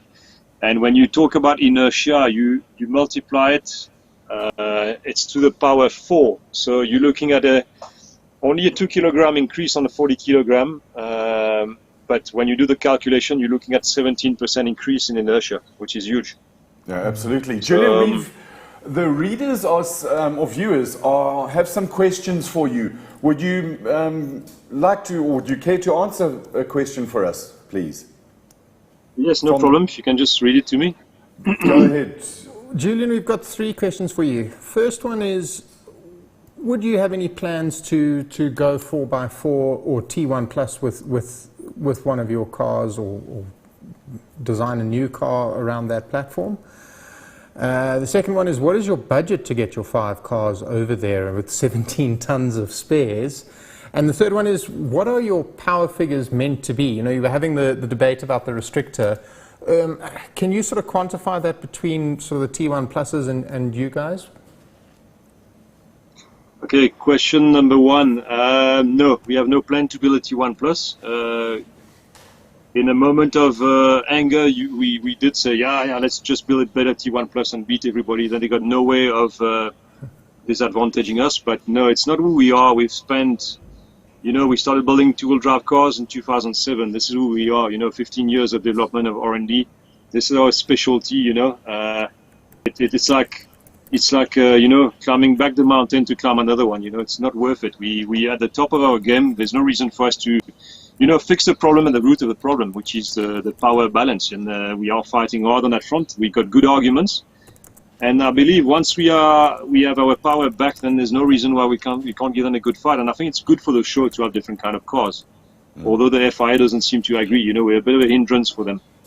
So I hope it answers your question, but no, not for now. If there's a new car, it will be a better version of the CR6, which we at the moment, we don't see reasons to build a new car. Okay. The second question was, what sort of power do you need and what sort of budget do you need?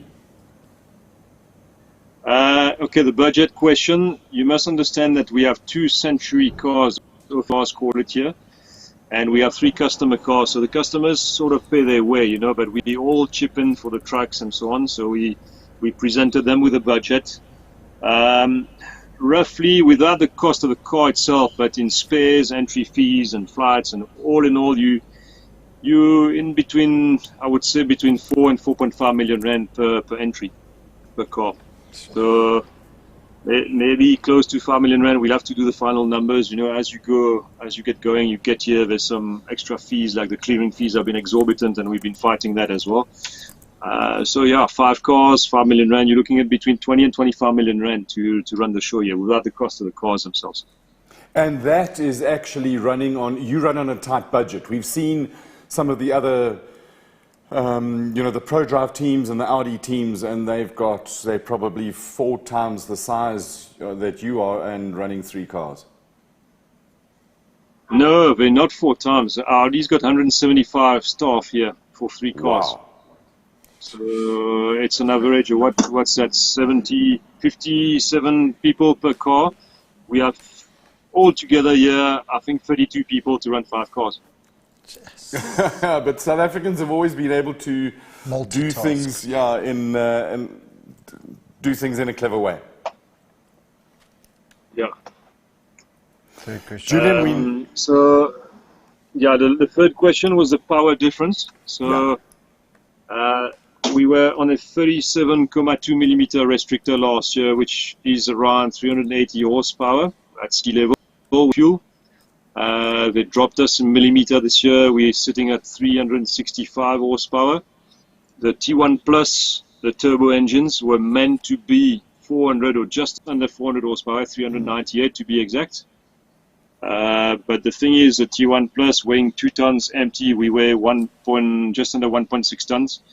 There should have been almost no difference in acceleration with soft sand, given their power. So the numbers don't add up. We've seen close to 3 seconds a kilometer difference between Mathieu and Brian and the T1 Plus.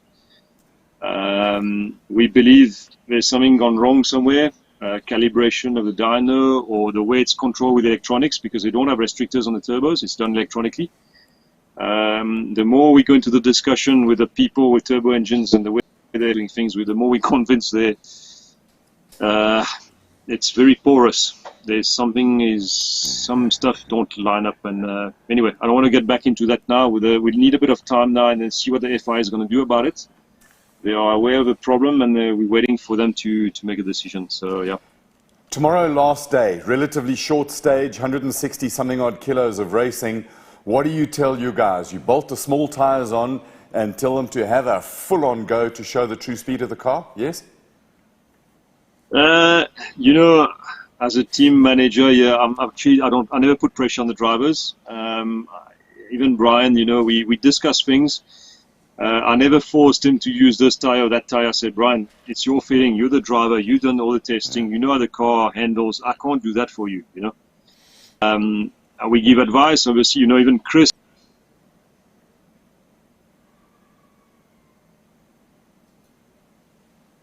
It'll come back. Trust me, it'll come back. I hope.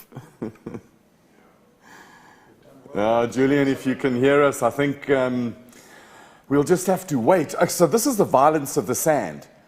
This is a Ceridori car, SRT car that he was talking about. And I mean, that's incredible. What a cool picture. That is incredible. It's just, I think I numbered these things wrong when we put them in the system, but to see the level of energy, and this is just coming over the dune, and you've got it right because you're not flying too far. It sounds so easy though, climbing a car with 4 wheels. And it's got air conditioning. And you think, just drive over sand, how hard can it be? You've got to surf the edge of the thing. Did you hear Julian's quoted figure on the number of rolls? Yeah.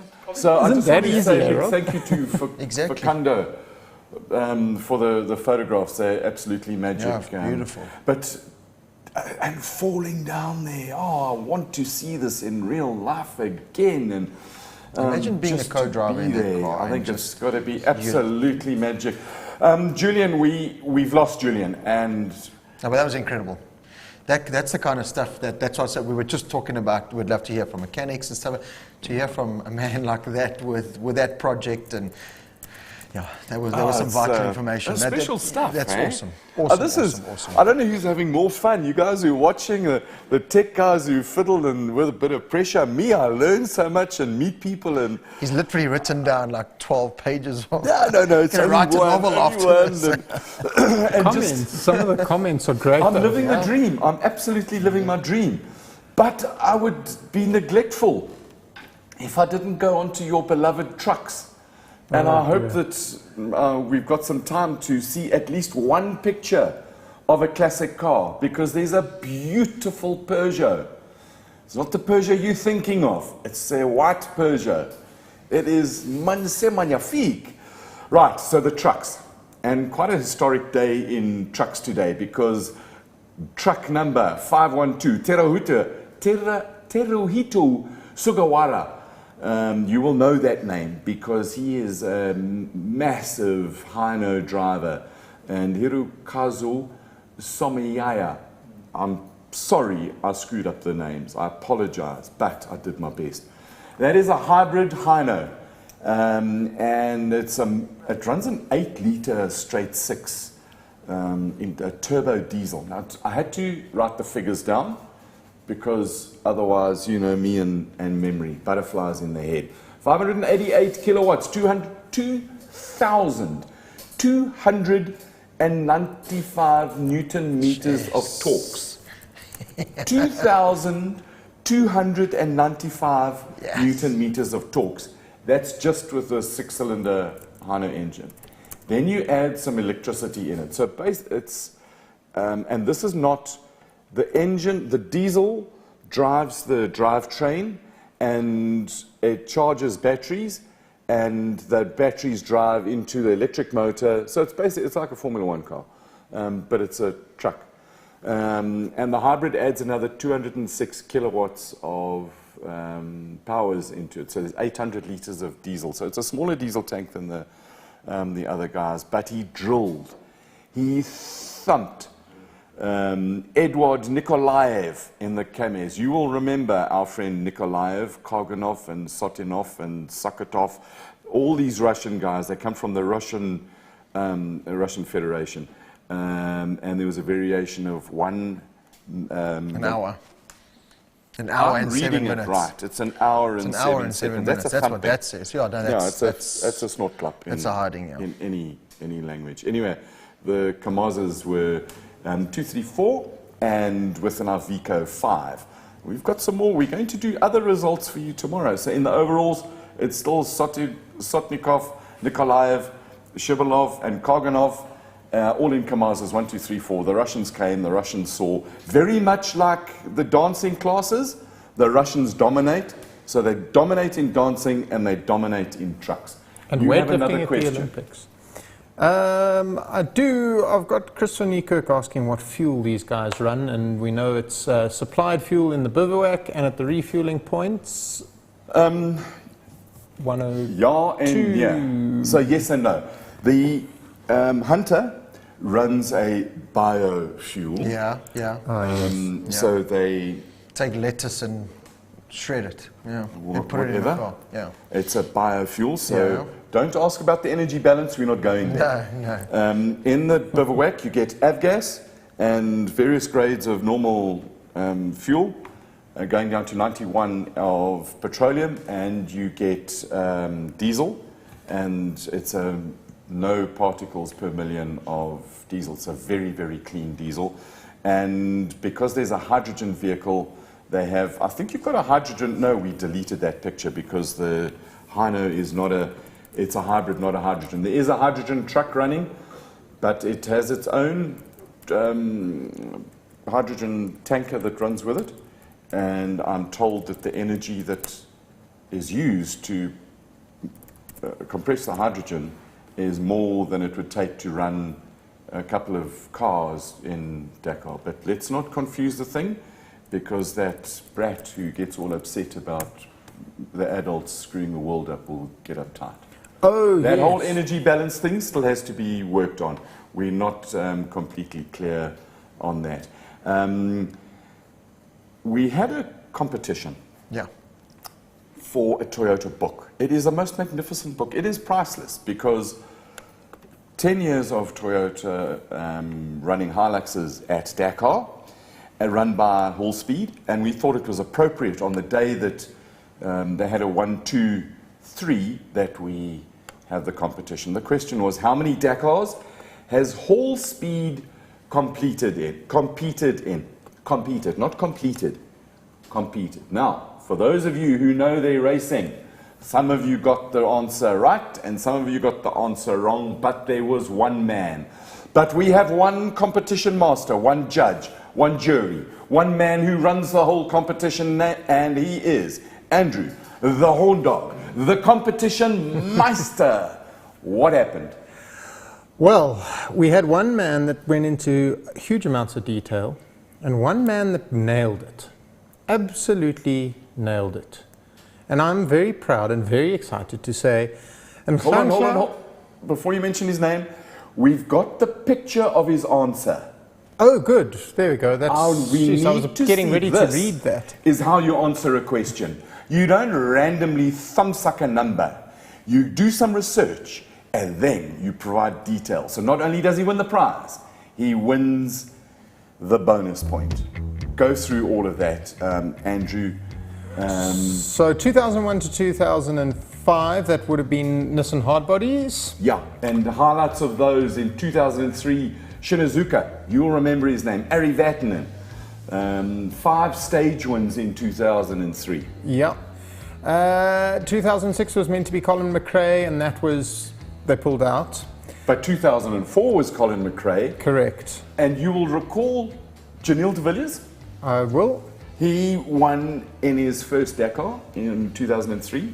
Won 5 stages, just like that. Boom. Take that, sports lovers. Yeah, and then they were shipping cars to Nissan in France, I think, in 2007. Yeah. 2008 cancelled. 2009 they went, that was the last time, with Nissan, I think. Yeah, that's correct.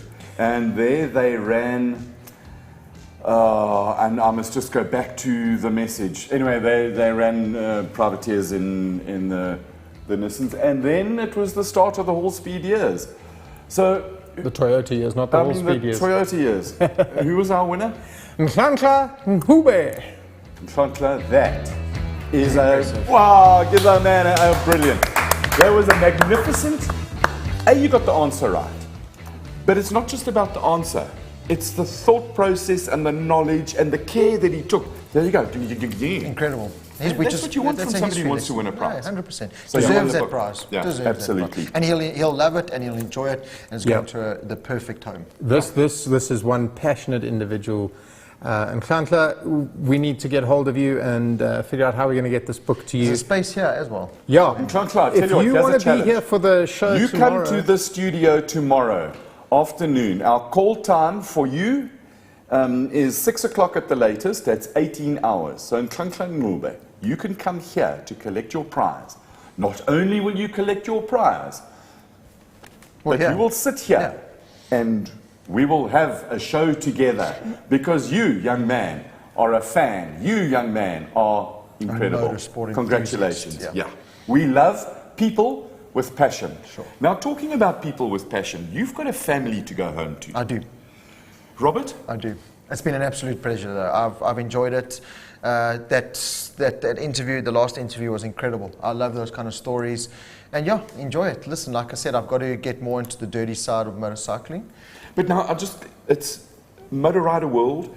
You moved, it's online, it's digital, it's Facebooks, it's YouTubes, Instagrams? Yeah, it's the new age. So, you know, I would very much a lover of print media, came from print media with my previous venture, started Motor Rider World, tried the print thing, unfortunately doesn't work. Everything's digital. Got a digital magazine that people can subscribe to, 500 Rand for 12 issues. It's Motor Rider World and the dirty side of Motor Rider World. So we try and cover all bases when it comes to motorcycles. So test bikes, MotoGP, interviews, blah, blah, blah, blah, technical side, everything. But yeah, YouTube, Facebook is very much where it is, you know, direct people. You don't go buy a magazine to read news anymore. You don't even read a digital magazine. You can't do news faster than electronics. So people want it there and then. So yeah, we're building that content and it's doing really well for us. So yeah, Motor Rider World is completely digital. So all you oaks, two-wheel nutters, check it out, because I was going to say you're the doctor. But the doctor is now a car driver. Yeah, no, he's gone to four wheels. So yeah, I'm just a motorbike fan. Yeah, Rob, thank you so much. Absolute I really pleasure. do appreciate for you coming out and teaching me stuff and adding to our show. It's been magnificent. Anytime. Thank My you. wife knows when Raceday TV call, I'm gone. Good stuff. Love that. And young man, thank you so much for Horn Dog, for all the stuff that you do. And there are many comments and queries. And when we get home to our cave, well, I know when I get home to my cave, I try and have some kind of interaction. And I try and give a bit of a response to each one coming in. There are a lot. Unfortunately, you know, we can't ask all the questions. We kind of got to prioritize the really good ones over. And you did make a note for Miranda about her prize. Yes, I've asked her to send the details. The auction will carry on for Rob Howie's overall. There'll be our last Spaniard hamper tomorrow, because tomorrow is the final day of Dakar. We have half a show planned where we're going to do some stuff, and we'll talk about who the winners and the not so winners, and hopefully the podium thing goes, and we can try and, the plan is to talk to as many people as we can, but it is the hardest race in the world from a competitor point of view. And I know when I stood on the podium in 2017, the relief was immense, and you just want to go to sleep. It's been a blast. Thank you for joining us. I have to thank our studio crew, Fritz, Peter, Lemage, and Henk. It's been absolutely brilliant. And for you for watching, thank you so much. Remember, be nice, be kind. And remember, commit a random act of kindness. See you tomorrow. Cheers.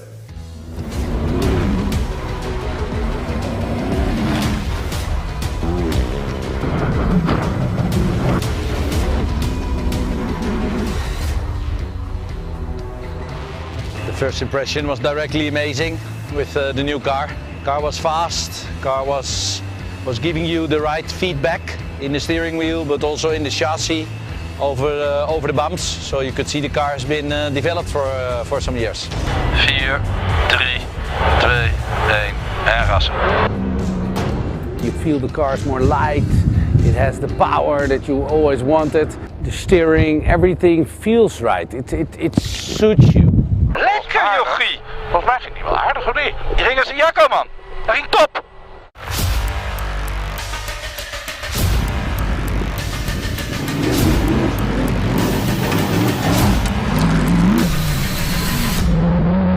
After 6 days, we were in the general standings between P15 and P18.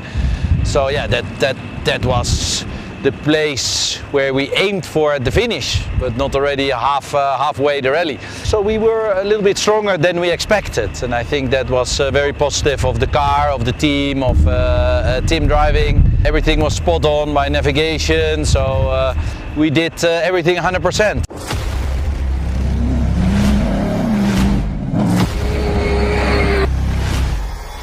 Yeah, it happens what you always wanted. That's that you're around P15, 16, 17, and yeah, it goes by itself.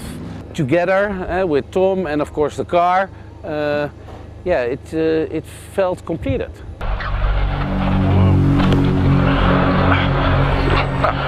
Ben je oké? Moet ik even rustig doen. Waar heb je pijn? Doesn't look good. There's a lot of pain in the back. Just at one moment we had a little step down, nothing big, about 1.5 meter. Yeah, we hit the dune reasonable hard, and Tim got hurt. From that moment on, I knew it was quite serious. I could hear his breathing.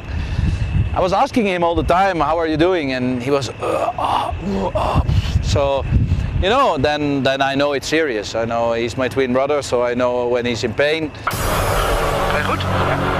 Is dat voor je schouder? Ja, mijn rug een beetje. Nou, rustig aan, hè. Sorry. Niks aan de hand. In the dunes we made a little jump, and then my back was immediately painful.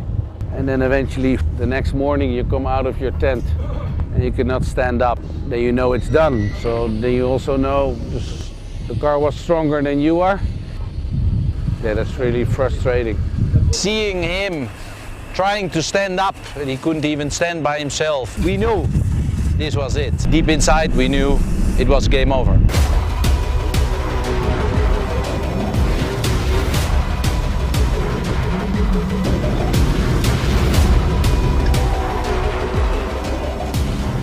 Yeah, and if you then now know what's in there and what could be in the future, it could be 2 cars, could be more. We know the quickness is there, the adventure is there, the knowledge is there.